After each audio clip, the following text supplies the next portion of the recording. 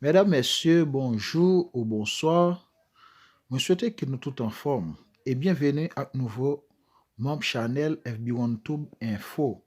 Non pas c'est Biot Feder, ses amis Pau qui portent des informations pour vous qui ont rapport avec nous-mêmes, l'homme noir. Est-ce que vous te connaissez ou même en tant que noir, c'est le premier peuple qui existait depuis le monde des mondes? Eh bien, vidéo ça, il pas l'expliquer des origines, de qui est souillé en tant que monde noir, des importances que vous gagnez à travers société, à travers le monde. Parce que noir, c'est une nation qui est si puissante. Eh bien, si vous pas chercher connaître origine ou trace ou l'histoire, eh bien, pas de monde qui porter pour sans que ou pas faire recherche. D'abord, former tout, c'est pour ça que nous créons channel ça pour nous former des jeunes. Tout de suite, en entrer dans la vidéo sans perdre du temps. Et maintenant, nous abonner avec channel là, like et puis partage. Dans l'Antiquité pharaonique, la couleur noir charbon était la couleur par excellence de l'être suprême et de ses ramifications. Pourquoi nos ancêtres ont-ils pensé ainsi? À cette question, beaucoup répondront que les anciens Égyptiens étant noirs, ils ont donc normalement imaginé le créateur ou la créatrice comme eux. Pourtant, tous les Égyptiens n'avaient pas la peau si foncée. Il y avait les 4 grandes teintes de noir en Égypte. En grande majorité des charbonnés et des peaux marron foncé, mais aussi une minorité de noirs à peau claire et d'albinos. C'est la même chose qu'on voit dans tous les pays africains, excepté peut-être chez les Soudanais, qui, hors métissage avec les Arabes, sont depuis toujours les personnes les plus noires de la terre. Pourquoi donc cette teinte charbon attribuée à l'être suprême ou Imana? En réalité, c'est un rapport avec le soleil. L'être suprême est la conscience cachée qui, par son énergie initiale, créa le monde. Cette énergie est repartie dans chaque élément de la création. L'être suprême est donc partout, à travers son énergie présente en toutes choses.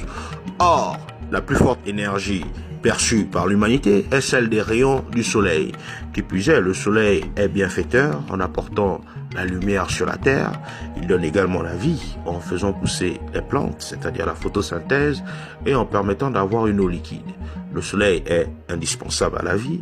Le soleil en tant qu'énergie principale, astre bienfaiteur et pourvoyeur de la vie, est donc l'être suprême en miniature, le principal messager de l'être suprême sur terre. Ceci explique pourquoi les Africains ont été les premiers à dire que l'être suprême est lumière. C'est pourquoi les rayons du soleil étaient autant vénérés en Égypte antique. Ce même Ra ou Rana est le nom de l'être suprême chez les Haoussa. Le culte du soleil, messager de l'être suprême, était fait par les Peuls sous le nom de Bundal Yurmende, grand disque solaire de la miséricorde. Chez les Bassa du Cameroun, c'est par le soleil Job que ce peuple appelle l'être suprême. Les Bakongo disent que l'être suprême est aussi Mumba Loa, le grand créateur solaire. Le même soleil a été central dans les rites lors de la mort de Nelson Mandela en Afrique du Sud.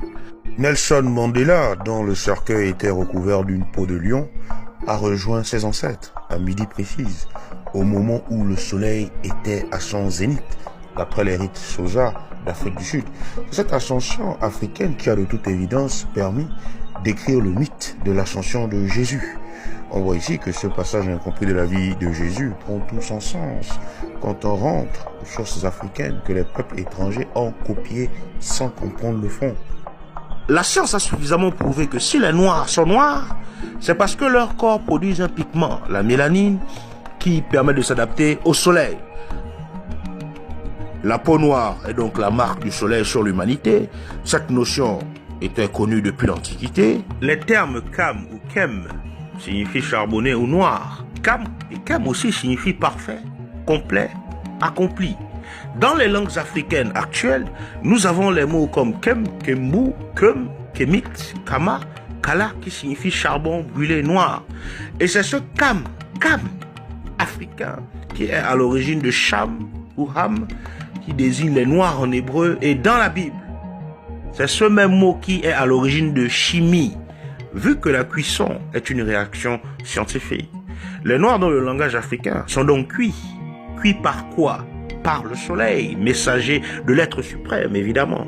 Le pharaon Akhenaton, dans son hymne à Aton, autre nom du soleil, dit ceci: tu es majestueux, tu es beau et tu rayonnes au firmament, planant sur tout ce qui est dans l'univers. Tes rayons irradient jusqu'aux confins de toutes choses que tu as faites. Étant le soleil, tu as atteint jusqu'à leur extrémité et tu les lis au vu de ton fils, c'est-à-dire Akhenaton, que tu aimes. Tu, c'est-à-dire le soleil, est si éloigné. Cependant, tes rayons atteignent quand même la terre. Tu es comme la marque divine sur leur visage, c'est-à-dire le visage des hommes, mais ta marche n'est cependant pas visible pour eux. On voit donc que le pharaon Akhenaton pensait que le soleil laisse sa marque sur les hommes. Cette marque est la peau noire. Qui plus est, le savant grec Hérodote, qui a visité l'Égypte au temps des pharaons, dit pour expliquer la couleur noire des Égyptiens et des autres Africains, la chaleur y rend les hommes noirs. La notion de la peau noire due au soleil était donc connue depuis l'Antiquité. Les noirs sont par conséquent les enfants du soleil et les blancs qui doivent leur couleur à la quasi-absence de la lumière solaire en Eurasie ancienne sont le résultat du froid. Ainsi, dans la pensée animiste antique, plus on était noir, plus on était vu comme le produit du soleil, messager de l'être suprême. Plus on était noir, plus on était donc perçu comme divin et béni. Plus on était noir, plus on était vu comme parfait et accompli, selon les textes pharaoniques. Voilà pourquoi l'être suprême et les ramifications étaient représentés avec la plus forte couleur noire possible, c'est-à-dire le noir charbon. D'ailleurs, Osare, qui signifie « au fils d'Imana », qui symbolise le bien, il était aussi appelé Kempour, c'est-à-dire le grand noir. On peut même retrouver cette couleur noire aussi dans les religions dites révélées, à savoir la pierre noire de la Kaaba. Elle est vénérée d'après ces mêmes principes. On rappelle que les premiers habitants noirs de l'Arabie, dits sabéens, pratiquaient l'animisme. C'est sur les bases de cette religion africaine, profondément transformée, que les blancs sémites, venus plus tard, ont fondé l'islam. La Kaaba même était vénérée déjà à l'époque des Sabéens. En bons africains, ils allaient au pèlerinage en chantant et en dansant. Ils pratiquaient aussi le culte du soleil, messager de leur être suprême masculin-féminin. C'est un culte qui est diabolisé aujourd'hui par le Coran dans la sourate 27. On retrouve pourtant encore ces vestiges aujourd'hui dans l'islam. Les 5 prières par jour sont une simplification des 7 prières par jour des Sabéens. Prières faites en rapport avec les différentes phases du soleil dans la journée. On retrouve également cette notion en Inde, qui, on le rappelle encore une fois, a été d'abord peuplée et civilisée par les Africains.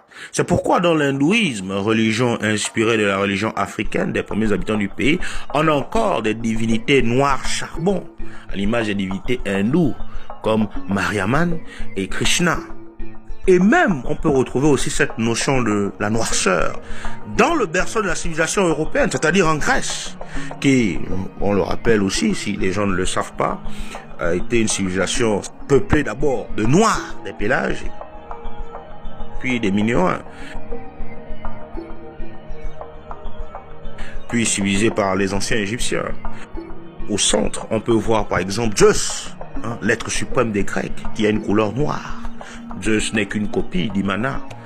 Cette couleur, sur cette illustration, a été voulue par les auteurs, vu qu'on savait comment représenter les Blancs à cette époque.